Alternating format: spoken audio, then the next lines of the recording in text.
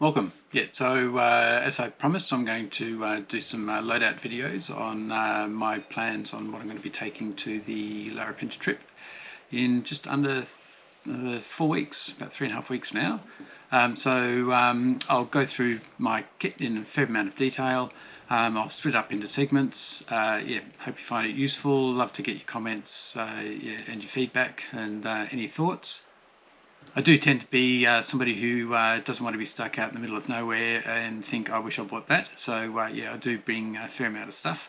Yeah, as I say, I'd welcome feedback and any thoughts on what I'm bringing or not bringing for that matter. I will split this video up into chapters, so you can skip forward and look at the areas you're interested in.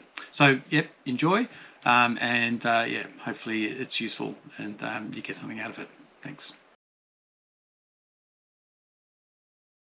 First thing I'll talk about is the backpack. So I've got myself a Hyperlite Southwest 70 litre pack. So yeah, really light, about just under 1.1 kilograms, and very big. So I almost feel like I could probably fit in that.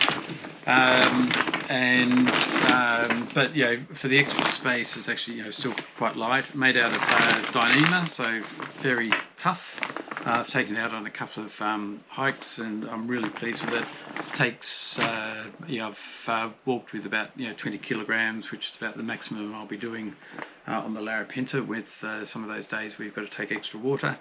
And it's really comfortable. Got good pockets, side pockets, got a back pocket. I've bought some straps that fit into the sides here just to hold everything down.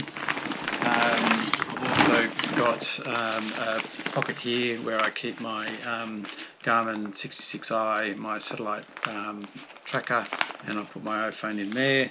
And I've also got the water container, or the water pocket, and I put my water bottle through there. Yeah, I do bit of, if you've watched my videos, I do a little bit of campcraft, and yeah, I've always using carabiners, so I've just got extra carabiners hanging off there. Probably won't use them. Also, I've got side hip pockets, which again, quite handy. Attached to that, I've just got my Leatherman multi-tool here. So this is the Signal version. Just got that obviously for emergencies. If I can open it, I've forgotten where the there it is. So it's got quite a few tools on there, and obviously quite handy having it at that particular spot there on my pack. So in the side pockets of that, I have a little first aid kit. So in here I've just got things like blister band-aids, Nurofen, just a few other sort of things that I might want easy access to throughout the trip. I'll put that in a bag here because those pockets aren't necessarily watertight, so just keep things dry. Also I've just got a supermarket plastic bag, just for it doesn't weigh much, and just in case need to sort of sit down and not get wet, or just carry something. A fly net. This is a Cedar Summit, very thin, ultra sort of thin head fly net. Compass. Probably won't need it too much on the trail. Got another bag here, again, just Nurofen. I've got some anti-inflammatories there. I've got a little small problem with my knee, which just keep an eye on. Some Pixar type things. Nothing worse, I think, than being out on the trail and you've got stuff stuck in your teeth. So I've just got some floss there. Spare contact lenses. If these break, I lose the contact lens on the trail. Obviously have them handy. Glasses cleaner, I've got a spare shoelace in there as well. What else have I got? Indigestion tablets just in case, and a nail file, nail clipper. So yeah, just a couple of provisions there. snakes, yeah, I'll always take snakes. These are actually, picked this up from other YouTube videos. Yeah, if you're feeling really tired and you just need a quick pick-me-up, just have a snake, and it seems to work, and just gives you that little extra bit of energy. I also have a pad and pencil, so I just write notes in there. These are the Alton Goods weatherproof pads. So yeah, really good. There's a good safety reason for that as well. If I get bitten by a snake or something like that, I can write notes there, on there, for rescuers if there's a chance that they arrive and I'm not conscious, so I can write some sort of messages there, and just make sure that anything that's necessary is communicated. So I have that handy. I've also got the small knife. So this is just an Opinel knife. Very light.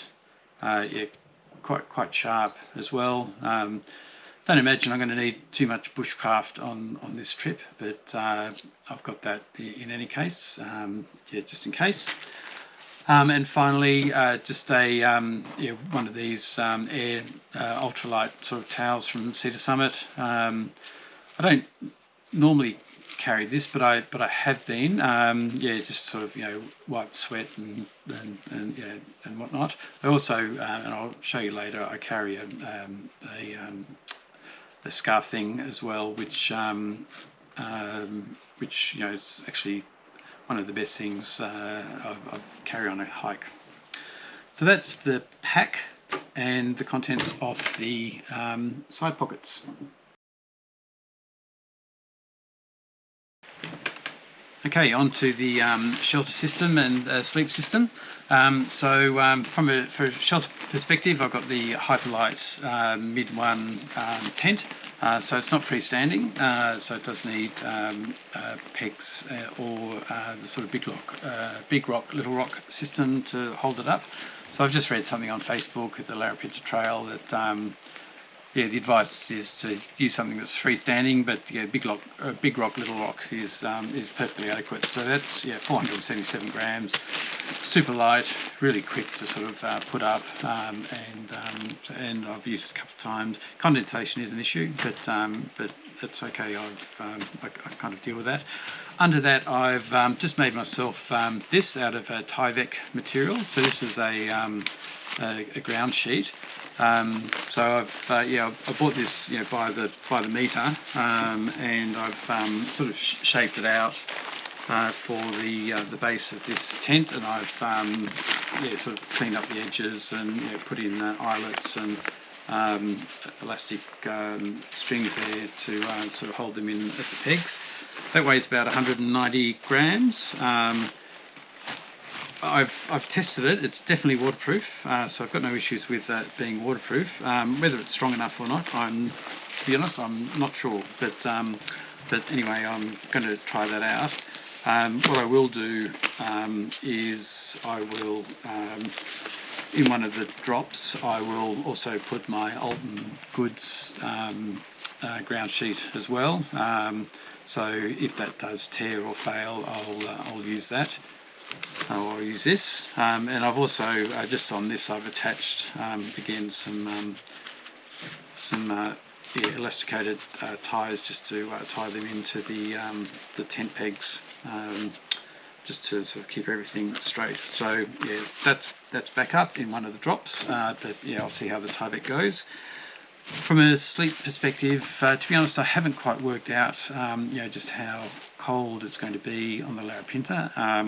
I think at the moment I'll be taking my Thermarest Neo Air. So this one is the yellow one with an R factor of 4.1. I think I'll need that. The sort of summer one, which is with an R factor of 2, probably will be too cold. So anyway, these are nice and light. 380 grams. So and compact as well. So that's that. From a sleeping bag perspective, again I've got another Thermarest. This is a -6. I've also got one that's going down to 0 as well, which is a couple of grams less, a couple of 100 grams or about 150 grams I think less in weight. I can't remember how much this weighs. I'll put that on the screen. I don't think I need anything that's going to take me down to -6, but the other one down to 0 is probably going to be good enough. Tent pegs, yeah, bearing in mind, yeah, tent pegs generally aren't going to work. I'm still going to take some. I've got a variety of tent pegs here. I've got some sand pegs for the sand river camping, and I've also got the ALTON goods. I think they're aluminium, not too sure, pegs as well. So I've got six of those, and 6 of the pegs as well. On top of that, I've also got some cordage in here, so you can tie out on this tent. You can tie out the sides just so that you've got a bit of extra space. So I've got these Cedar Summit cords to do that, to tie out the edges, and then this one here is, if it's going to be windy, I might need to sort of tie up the peak that into which the walking stick goes into. So I've got some cordage in there, and yeah, that all sits in there. I am tempted to not take these because they do, even though they're fairly light, they do end up weighing quite a bit altogether. So yeah, if I'm thinking of saving on some weight, I might skimp on these. What else have I got? I've got the Cedar Summit down pillow. Love this pillow. I've tried a few others, and yeah, always just go back to this one. It's got that wonderful locking system. So there's some sort of Velcro stuff that goes onto the sleeping mat that helps lock in the pillow onto the sleeping mat, so it keeps that all intact. This here is just a dry bag. I don't use the compression bag that comes with the sleeping bag. I use this dry bag. Just a bit of extra water protection, and also I don't necessarily compress it all the way down to what it can minimise itself down to. So I'll use that instead of the one that comes with it. And of course, this bag here is used to inflate the Thermarest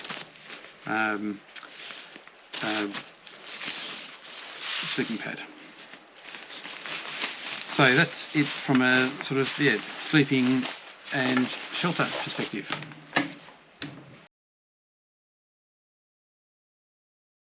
Okay, on to clothes now. Later I will show you what I'm going to be wearing actually on my person, but I have some zip-off trouser legs that go with my Fjallraven trousers, so yeah, they're carried here. I'm not too sure what the overnight temperatures are going to be while it's there. I'll probably just look at the forecast come the time a little bit closer. So I'm not too sure how thick sort of under jumper I need. So these are sort of long sleeve woolen jumpers. So I'll only be taking one of those, and yeah, the sort of size and heat of those will just depend on what the temperatures are. At the moment, I think that the lowest is getting down to sort of 13-15 degrees. Yeah, that would allow me to sort of take the lighter one. If it's sort of getting into the 5s or whatever, I'll probably take something a little bit heavier. Also got some long johns here as well. So they're the sort of lightweight ones. Again, woolen. I've got a woolen t-shirt as well, which I'll wear. I tend to change my clothes when I get into camp. I do kind of sweat a lot, and yeah, it's not pleasant sort of being wet in camp, and probably not particularly good either, because it just makes you cold. So I'd probably do over cater for clothes, yeah, just to make sure I've got something warm to change into once I've arrived and set everything up and sort of stopped moving around, had a bit of a wash, and yeah, sort of clean myself up for the evening. So I will also take some. These are quite lightweight camping trousers. I will take those because yeah, just for something dry and warm. These are just sort of MacPack, yeah, quite lightweight. Sort of hiking trousers. Also, a bit of a backup if something should go wrong with the other ones. I've also got a buff. So this, it can either be a scarf or a hat, or multiple uses there. Also, I'm not sure whether I'll be taking this, but possibly a beanie as well. Again, it's just going to depend on what the overnight temperatures are going to be looking like. Pair of spare pants. Spare socks that I'll wear in bed, and I'll just keep them clean, they'll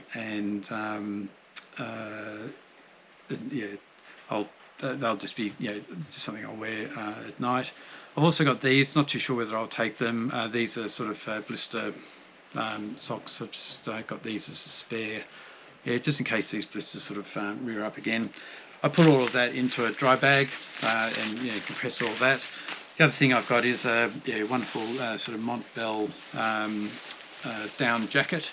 So this is ridiculously expensive, but really nice, and it keeps me very warm. If it's cold, I'll wear that in bed, or it's quite wide, so I can sort of treat it as a separate sort of add on to the sleeping bag if need be. So, and the other thing I've got here is the bandana. So as I mentioned before, I find these things just invaluable, and one of the most useful pieces of kit in my kit bag, to be really honest. Just as a towel, wipe your hands,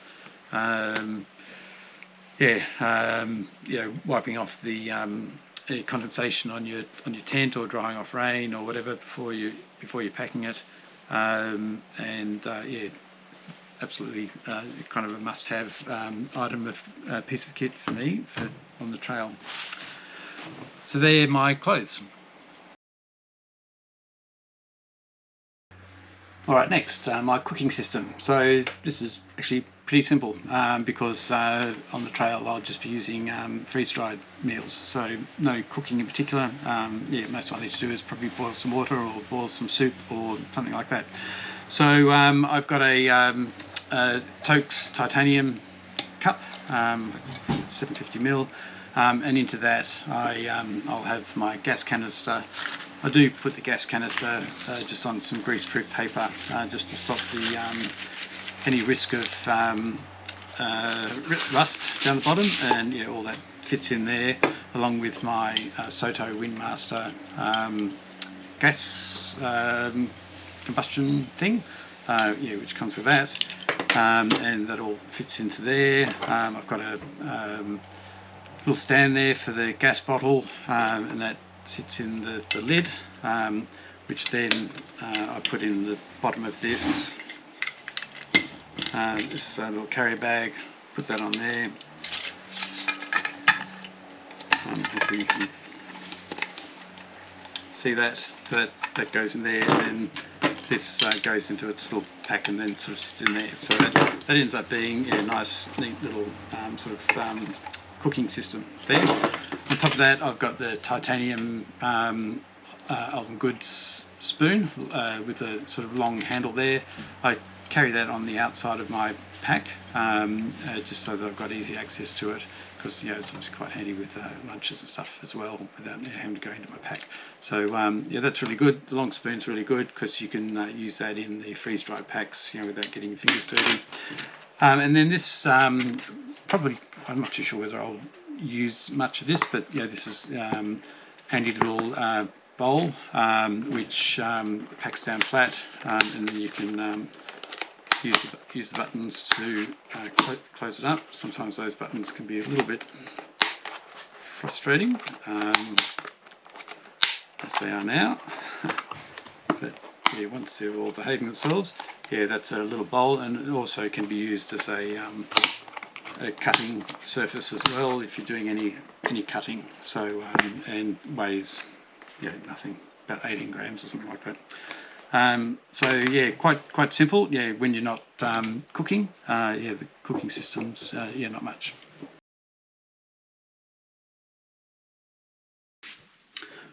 Okay, on to food. So for breakfast, I'm just going to be having one of these Radix breakfasts. So this is an apple cinnamon, 800 calories, net weight about 160, I think about 170 something with packaging. So so they're really good breakfasts and perfectly adequate. I've also got coffee. So I'm thinking of actually rather than using these Nalgene bottles, I might just put them into sort of plastic bags and just make sure they're all safe. So coffee, powdered milk. I've also got in here some hydrolyte powder and some Gatorade powder as well, or Powerade, or whichever one of those. All of that sits in one of these Alton Goods packets. I've also got some hot chocolate. To be honest, I very seldom have hot chocolate, but I'll take a couple just in case I feel like it. I'll take some vitamins. So in here I've got fish oil, vitamin B, magnesium, and a sort of multivitamin thing there. So I'll have those. For snacks, I will have along the trail. I will have sesame seed snaps. So I've allowed myself one of those a day, and also muesli bars, and as I mentioned, python snakes. So I'll have a bag of those. For lunch, I will have wraps. So I'm allowing myself 3 wraps a day, and into those wraps I'll either have one of these tuna dishes. So they're 160 grams, about 170 with the packaging. So a little bit actually quite heavy. I won't be having these on the days when my pack's going to be quite reasonably heavy. So I'll only have those at the sort of food drops where I know I've got sort of relatively lighter packs. So but they're a really nice meal.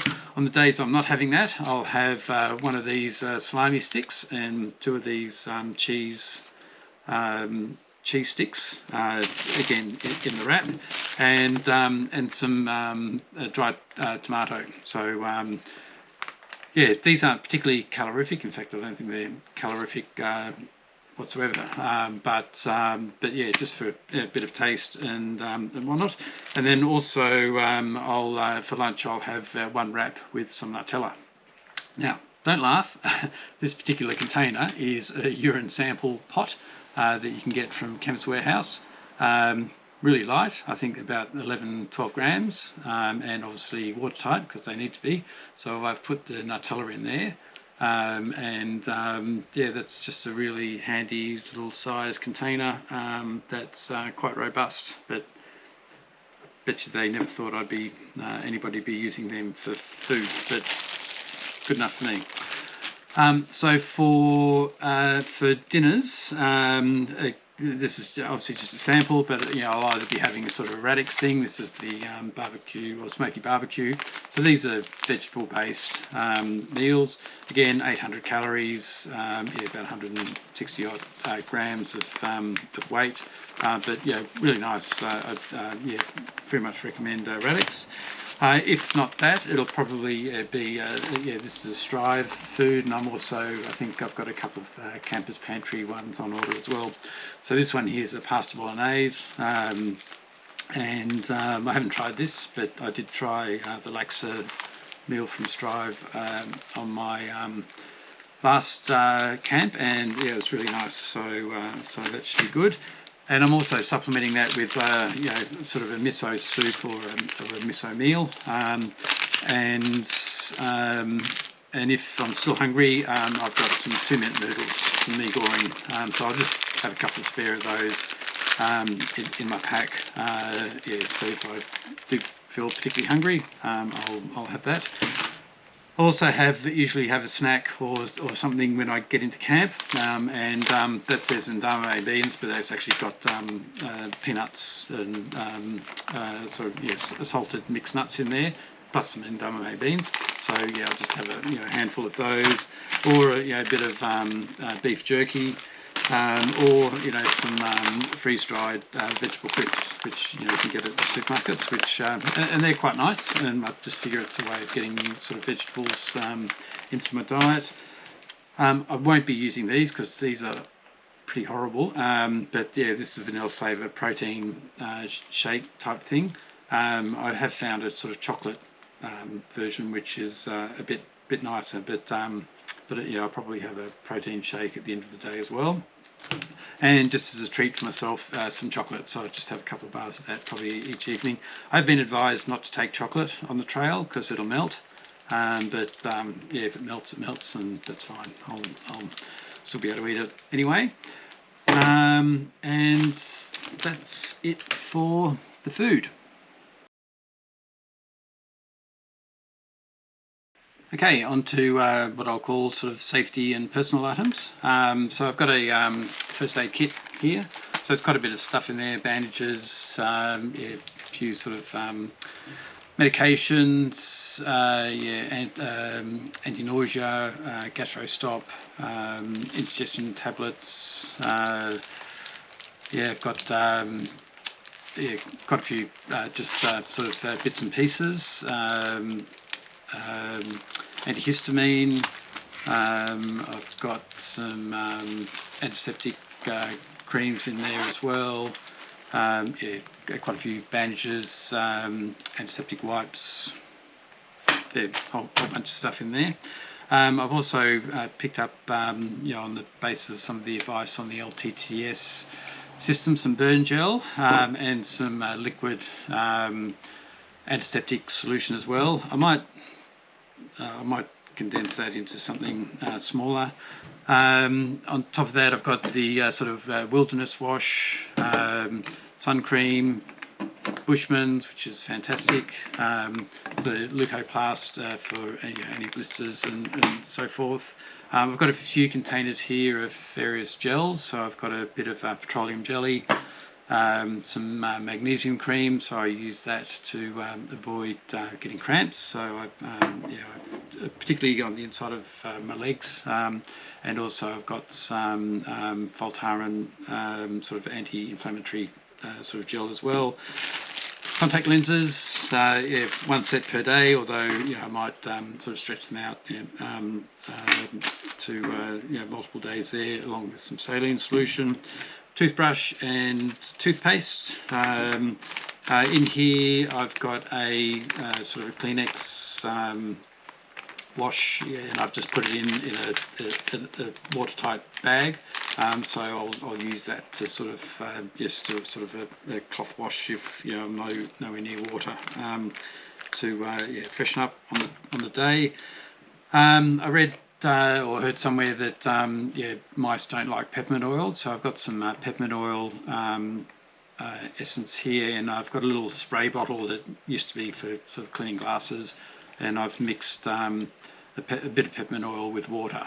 So my plan is to sort of keep the mice away. I will spray the area with the peppermint oil mixture. I'm told it works. Some earplugs, just some more Nurofen and indigestion tablets and anti-inflammatories. I put all that into a sort of a Dyneema bag. By the way, I have been told just on the sort of mice issue that the mice don't like eating through Dyneema, or I can't eat through Dyneema, so all my food's packed up in Dyneema bags. And then finally some snake bandages. So I got 2 of those. That's the advice. And that's it for all my sort of safety and personal items. Okay, yeah, just onto the toiletries. Toilet paper. I'm told it's not assured that the toilets there will have toilet paper. I use the Gordon Dedman way of dealing with my human waste, if that's the way to put it. So if you want to look up Gordon Dedman, that's Dedman, and look at the way he deals with human waste. That's the method I use. So that's using a trowel thing to dig it at least a 15 centimetre hole.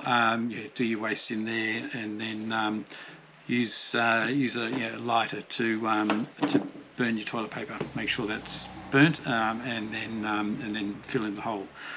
So that's why I've got a lighter. Obviously got some sanitizer, hand wash, just spare tissues, and I've also got these wet wipes. I don't normally do this, but I think I'll just use that to sort of do a final freshen up. Obviously I won't leave those on the trail. I'll bring them back with me, and all that goes into a waterproof bag, which sits into here. So sort of pretty simple, and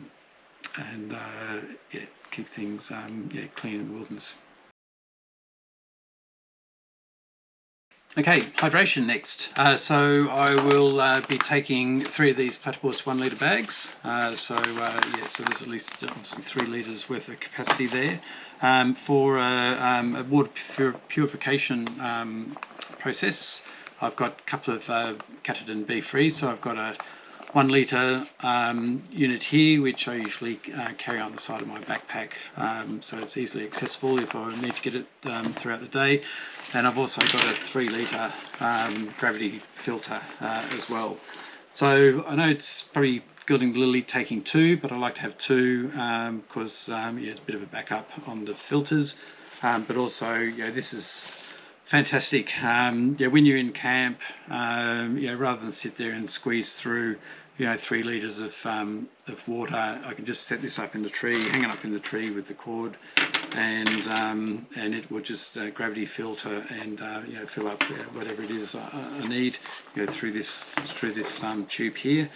So I just find that great. I'll tend to get into camp, set that up, and then while that's feeding through the system, I'll be setting up the tent or something like that. On top of that, I'll also be taking some water sterilisation tablets, just in case. I've got this little cup that weighs pretty much nothing, but sometimes that could be handy. Just scooping, particularly the water. If I'm using the KATADYN, if the water's shallow, just sort of scooping the water into the top there. That can be handy. It weighs about 8 grams or something. Just in case the water's pretty murky, I've got a Brown's bag, so I'll use that to sort of pre-filter the water, in case it's murky, got lots of sediment in it. That just sort of saves me from clogging up the filter, so that's a pretty handy unit. I've also discovered that this HydroPack tube, which I've got for a bladder, that obviously goes into the sort of backpack, that also fits this. So that is another option to use as a bladder in the back of my pack if I do want to use that. I don't tend to do it, but it is an option. Maybe the days where I've got to carry the extra 3 litres, I'll probably fill this up, get 3 litres into that, put that into the area into my backpack, and then sort of feed that through so that I can drink out of that during the day. And that obviously filters and hydrates at the same time. The only issue with that is that, of course, when you're putting it into the pack, it's facing upwards, so you do have to suck the water out, whereas those the normal water pouches will be facing downwards, and the gravity sort of pushes it through the tube. But I have used that before, and it works pretty well. And I put all of that, when I'm not using it, just into a waterproof bag, just to stop things from getting wet. And then in the pocket of my pack, I'll have this CamelBak water bottle.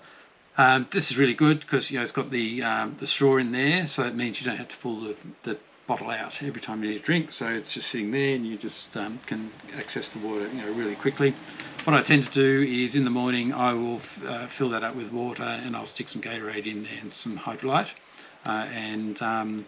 so that'll be what I'll drink during the day, and then I sort of top it up. So it actually starts off as a sort of quite high concentrate, and then sort of I dilute it over the day as I use up the water. But yeah, that's the usual system I would use throughout the hike. Yeah, that's it on the water side of it. All right, onto electronics now. So obviously I'm filming, and I'd actually take two GoPros. So one I will have on my walking sticks, which I'll show you how I attach that later, and the other one I have on this sort of a flexible item here. So I use two, one for backup and two, one for a backup and two for if I'm doing sort of multiple angle shots. But also I might set this one up to do a sort of sunset while I'm using another one to do I don't know, doing dinner or something like that. So I will take two. Obviously, videoing, that means you need power. So I'm quite paranoid about losing power, and I've heard that the USB outlets on the trail aren't particularly reliable. So as a result of that, I went out and bought this. So this is a solar powered battery. It's got 20 mAhs or 20,000 mAhs of storage, which is quite handy. It's heavy, and I'd prefer not to take it. But yeah, when I heard the USB outlets aren't reliable, I decided I need a backup. So I ended up getting that. On top of that, I've got the Nightcore, a couple of Nightcore batteries as well. So they have 10,000 mAhs. And I'll probably put some spares in for the drop-offs as well, just in case. And then I've got the various batteries for the GoPros. I've got a little system here. I put a little rubber band around them to tell me that it's charged, and when it's not charged, I take the rubber band off. So I'm not sort of rummaging through trying to work out which ones are charged and what's not. So that's why there's got little rubber bands on them. I've got the charger unit to do multiple charges at the I've got lots of spare capacity, just in case I do lots and lots of videoing. So again, one of the things I'm a little bit worried about is just using up all my disk space. This I find is actually really good for saving me on disk space. So this is a little remote controller for the GoPros. So the beauty of this is I can do a shot where I'm walking by, and rather than filming myself coming back and using up all that power and space, what I can do is I can turn the camera off remotely. So once I've got to that point away from the camera, I can turn that off, and it will turn the camera off. And similarly, I can turn it on if I'm walking towards the camera. So rather than setting it up, turning it on, then sort of walking away and coming in, I can dramatically reduce the amount of space I'm using and power by using this remote control. It also makes the editing process a lot quicker as well. I've also got a spare lens protector. So yeah, if you drop your camera and break that lens, I've got a spare one just in case. Plus I've got a spare one of these little attachments here, which hold the camera onto the sort of mounting. I have had a situation where I lost one of those, and the camera's pretty much useless without it. So I carry a spare one, and I put all the sort of camera equipment into here, along with my dead cat. So that's I know it's going to get windy on the Larapinta. I've got a little light here, which can be used for night photography. And then I've also got a road system as well, so I can do sort of remote microphone. So that's what they are. This here is an attachment that can go onto the camera just to keep things away from the the lens. So yeah, there's nothing worse than sort of looking at your footage and you've got the dead cat waving around in front of the footage. So so this sort of just gives it a little bit of extra space away from the camera. So with the charging, I've got 3 different types of cord. So I've got the USB 3, whatever it is. I can't remember what that is, but that one is for the Garmin 66, and this one's for the iPhone. So what also obviously take the iPhone. So the iPhone is going to have mainly all trails, which I'll be using as to help with the navigation, and also GoPro not particularly good for close-up photography, but the iPhone camera is very good for close-up photography, so I'll use anything that requires close-up on that. From a lighting perspective, I've got the LED lens. I can't remember what the make of this is, but yeah, this is a great little head torch. You know, it can be quite powerful. Just let me check. It is the MH8. Yeah, so yeah, quite powerful when you want it. It's also got blue, red, green lights. I do use the red one to try and avoid impacting my night vision occasionally. So that's good little torch. Unfortunately, it requires its own recharger, so that's a bit of a bugger. So anyway, so I need to take that to recharge it. And then I also got the Lucy sort of candlelight. So that's a nice little light. It's solar. It just gives a nice sort of warm light in the evenings. Yeah, the only disadvantage is it can only be charged through the sun, but yeah, I haven't had an issue with that so far. As I mentioned, I've got the Garmin 66i, so I use that for all. I also, tracking myself on the maps, but communication. It's got the SOS button. Yeah, I will send messages to my wife, just various check-ins, and with the LTTS support I'm getting, I think that includes a spot, which I've not used before, but yeah, I also have the spot there to sort of keep track of me. So that's my electronics. Okay, now this is sort of a list of miscellaneous items, let's say, and a few luxuries. So some of these things come under the category of I just don't want to be sort of caught short if I'm out there, and some of them are luxuries. So the luxury items are, I'll take a book. So I try to find a fairly sort of thin book. I think this weighs about 130 grams, and yeah, that's just my habit of before I go to bed, I will read something, and sometimes that might just be half a page, and that's just enough to sort of get me to sleep. So I've got a book, so that's under the luxury items. The other luxury item, I'd call it, is the Helinox Chair Zero. Love this thing. Yeah, so obviously, finishing a day's hiking and just having a comfortable chair, I think that's pretty invaluable for me. I'm not taking the under thing to stop the chair sinking into the sand, because I actually found that when I use my gaiters, that does a pretty good job. So I'm kind of saving myself 100 grams by not taking that. I've also got this this foam mat as well. Yeah, just nice. If you're sort of resting during the day, I'll have that accessible to myself in my pack.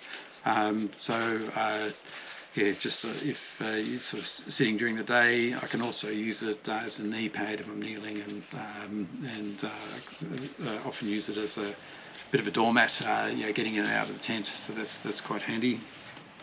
I've got these Zero, that's with an X shoes. Can't remember how much they weigh. I'll obviously put that on the screen. They're quite good. A little bit hard to get into, but they're sort of robust enough. Yeah, they're for sort of walking around camp and also doing water crossings if I need that. But yeah, I've taken those in the last couple of hikes, and they're actually really quite handy. I've also got a pair of gloves. Now these gloves are light. They're kind of safety gloves, I guess. Now the reason for these is I'm not usually sort of too precious around sort of scrambling up rocks and all that sort of stuff and damaging my hands, but I can use that if I need to. The one thing I actually found this useful for was if I cut my hand and if I need to sort of put a band-aid on it or something like that. The good thing about these gloves is I can put that glove on it and it'll sort of keep the band-aid on my hand. And because quite often if you do put a band-aid on your hand or finger, thumb or whatever, by the time you're sort of scrambling around again, it's kind of sort of getting ripped off, and it's so this is just a way of protecting sort of band-aids and plasters and whatnot. So that's why I take that. I've got sort of some miscellaneous sort of cordages in here. As I say, I do a bit of bushcraft generally, so not taking cordage just doesn't gel well for me, and I keep that in this little Dyneema bag. Plus, I'm taking this. I think there's either 15 or 30 meters of cordage. This Alton Goods cordage. It's quite lightweight. Again, I just can't imagine going on a camp or on a hike without some cordage, just in case. But anyway, so I've got that. I've also got a small knife sharpener. I may ditch that. I'm not and not take it, but it's quite small. But just there, obviously to sharpen my knife if need be. Got a couple of plastic bags. So that's one here. So this is a quite lightweight one. This is an emergency plastic bag, really, if I get stuck without water and need to use the, I can't remember the method's called, where you put a plastic bag over a tree to get the water out of the leaves or collect water from the leaves. So that's just an emergency system to collect water if I'm particularly desperate. I know that's kind of an abundance of caution, but I like to have that just in case. This bag here is more a pack liner if I need it. So this is just a quite heavy duty plastic. I can use that mainly to sort of use it as a pack liner if need be. So that's again a bit of an emergency. I've got some various items here for fixing up holes in the bedding, or I've got some Dyneema tape. So if the mattress springs a leak, I've got some ways here of fixing that. So there's a couple of different things going on there. Plus I've got some tenacious tape, some see-through sort of tenacious tape as well, a little roll of that. Little tube of super glue. Just never know. That's under the category of I wouldn't want to be stuck out there if I need a bit of super glue. Got this strong elastic band, sewing kit. I've got a little clothesline, Cedar Summit clothesline. I wasn't going to bother with that and just use the cordage, but I read somewhere that you need something that's going to sort of pin your clothes to the line, because it gets windy and your clothes blow away. So that's why I've got that. Little day pack. So I've got that if I end up doing the Ormiston Pound walk, just save me having to carry that whole pack, and obviously I'll use that to the Mount Sondo summit as well. So that's a neat little pack from Cedar Summit, about 100 grams, and so I'll just use that for my day trips. A little bit of a luxury, I guess, is the kitchen sink. So this is another great thing to have on camp. This is a 5 litre one. It's about 94 grams. A bit of a luxury, but it's really good. You can fill it up with water, or put in some water, and you can just use it to clean your hands and clean stuff. And if you're having a sort of a camp bath, I put some water in there with a bit of with a bit of wilderness wash, and use that little cloth that I mentioned before, and sort of wash myself, and and it means you're sort of washing yourself away from a sort of a water source as well. So I really like having that, and just as I say, just washing your hands. And finally, in this category, I've got RAB Seal Poncho. So this is my rain protection. So this is a poncho unit that it covers me and my backpack. So it's about 260 grams. So this is in lieu of a coat. So the beauty of this is I don't need to carry a separate cover for my backpack. Plus also it can double up as a tarp, or a small tarp as well. So if I don't know, needed some other sort of weather protection, I could set that up as a sort of small tarp, as a sort of backup for my tent, I guess, if it kind of fails, or I don't want to use it. So the other thing I take is just a freezer bag, and or a couple of freezer bags. So I use these just to put my rubbish in. So as I'm sort of accumulating rubbish throughout the trip, I'll put it in one of those and put it in the side pocket in my backpack.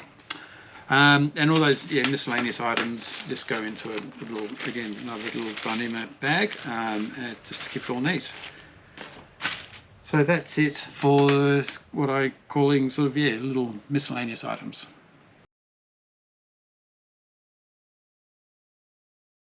Okay, and now to the clothes I'm going to be wearing on the trip while I'm actually hiking.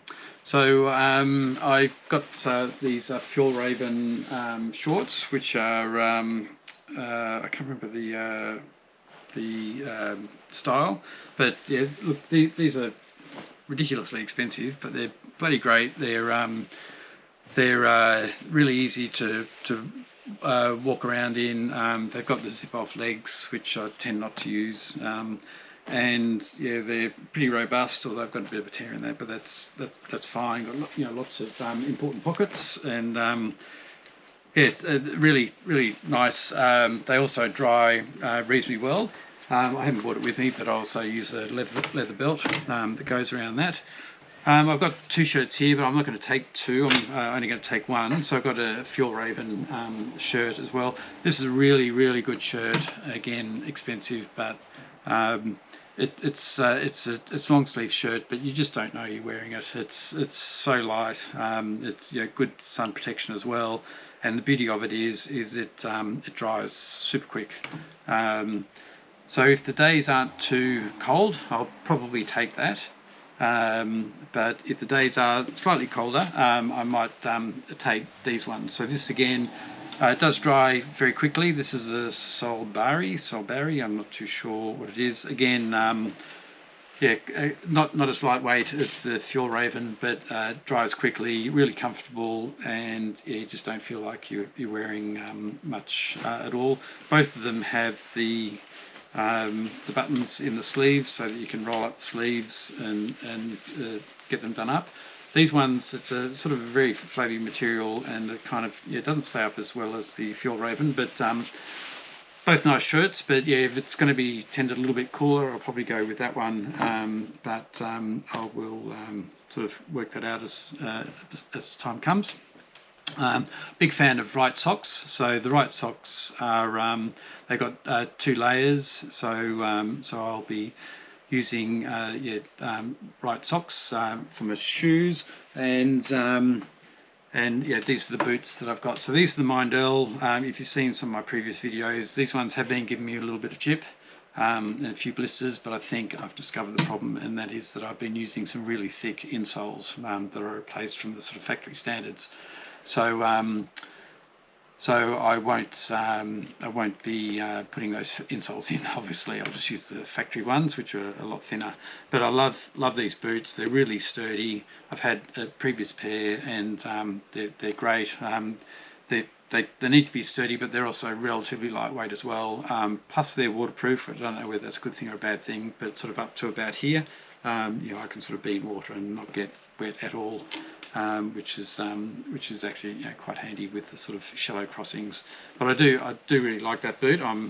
I've got one more shakedown to do before I go, and I'm hoping they perform for me. Otherwise, I'm going to have to get another pair of boots before I go on the trail. I've also taken to using a sweatband on my wrists. Just find that particularly handy, just to sort of wipe my brow, rather than sort of dig around getting tissues or hankies out. So I have taken to putting that on my wrists, which I actually find quite handy. I haven't quite decided what gaiters I'm going to wear, or whether I'm going to take both, but I've got these Cedar Summit quagmire gaiters, which are pretty heavy duty gaiters, which are great for protecting yourself against scratches and whatnot. And with all the spin effects, I think I will be tending more towards these. But on days where I don't need that, the problem with those is they can be quite hot and sweaty, which means actually that for me, I find that my boots fill up with sweat, because the sweat just goes down my legs into my socks. So maybe I'm not, again, undecided. I might take these sort of lighter weight gaiters as well. I do like wearing gaiters because I hate things getting into my boots. So yeah, when you get sort of stones and sticks and leaves, sort of falling into the top of your boots, that can be really annoying. So I will be wearing gaiters. Might take both, but a bit undecided. So I've got these glasses as well, so they're a little bit high-tech and sort of whatever, and kind of not my style at all, to be honest, but they're really good for sort of eye protection. They sort of wrap around, and I kind of feel quite protected in those. So they're my that's my sort of sunglasses. I also got a just a light case for these glasses, just to protect them. And then onto my sort of walking sticks. So I've got these Black Diamond walking sticks. So these are pretty good in that they've got measurement indicators on there. So with my tent, I need 135 centimeters in height, so I can sort of space that out in this. I've also got I've added a little bit of black tape here, just some sort of Gorilla tape on both of them, just as backup if I need a bit of tape. So there's just a little bit of extra tape there if I need it. On the right hand one, this is how I set up my camera system. So I've got one of these camera holders. So I put that into there. I've got that attached to the handle. And just use that to do my sort of filming. So that's quite a handy little system actually. So it keeps it kind of accessible and easy to use. So that's it for the clothes I'm going to wear. Obviously there'll be a pair of underpants and all of that as well. So I usually use a woolen sort of boxer kind of size underwear. And that's it for the clothes. So that was hopefully a useful sort of number of segments there on all the things I'm taking on the Larapinta Trail and some of the thought processes behind that. I really welcome feedback. If you've got any sort of views or what I'm not taking or what I shouldn't be taking. I know there's a couple of luxury items there, but I'm kind of happy to sort of wear the extra burden. I think I've got a base load of around about between 10.5 and 11 kilograms. So I think that's reasonably sort of comfortable. Okay, so thanks for watching. Hopefully you found that useful, and I will see you soon. Bye.